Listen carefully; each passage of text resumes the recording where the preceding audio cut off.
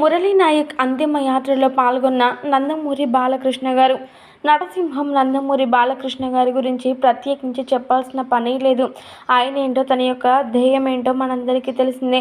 ఆయన నటనలోనూ, అలాగే రాజకీయ తత్వంలోనూ, అలాగే సేవా కార్యక్రమంలోనూ ఎప్పుడు కూడా ముందు వరుసలోనే ఉంటారని చెప్పొచ్చు. అయితే మరి అసలు విషయం ఏంటంటే, నందమూరి బాలకృష్ణ గారు మురళీ నాయక్ గారి యొక్క వీర మరణం గురించి తెలుసుకొని ఎంతగానో ఆవేదన వ్యక్తం చేశారట. అది మాత్రమే కాకుండా ఇలా వీర మరణం పొందడం ఆవేదనగా ఉన్నప్పటికీ దేశం కోసం ప్రాణాలు అర్పించినందుకు చాలా గర్వంగా ఉంది అంటూ వెంటనే మురళీ నాయక్ గారి ఇంటికి వెళ్ళడం మాత్రమే కాకుండా ఆయన యొక్క అంతిమ యాత్రలో కూడా పాల్గొన్నారట నందమూరి బాలకృష్ణ గారు. దీంతో ఈ విషయం తెలుసుకున్నటువంటి ప్రతి ఒక్కరు కూడా నందమూరి బాలకృష్ణ గారి యొక్క మనసుకి సెల్యూట్ చేస్తూ ఉన్నారు. వీరమరణం పొందిన మురళీ నాయక్ గారికి జైలు కొడుతూ జోహార్లు చెప్తూ ఉన్నారు.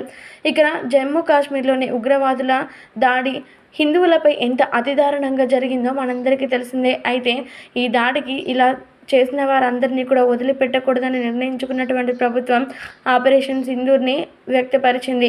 దీంతో ఇందులో భాగంగానే మురళీ నాయక్ గారు వీరమరణాన్ని పొందారు. అయితే మరి ఆయన యొక్క అంతిమ యాత్రలో ఇలా పాల్గొనడం నిజంగా ఎంతగానో సంతోషంగా, ఎంతగానో గర్వంగా అనిపిస్తుంది అంటే చెప్పుకొచ్చారట బాలయ్య. ఇలాంటి వీరమరణం పొందినటువంటి మురళీ నాయక్ గారి యొక్క అంతిమ యాత్ర నాకు దక్కడమే చాలా గొప్ప విషయం, అదృష్టం అంటూ చెప్పుకొచ్చారట.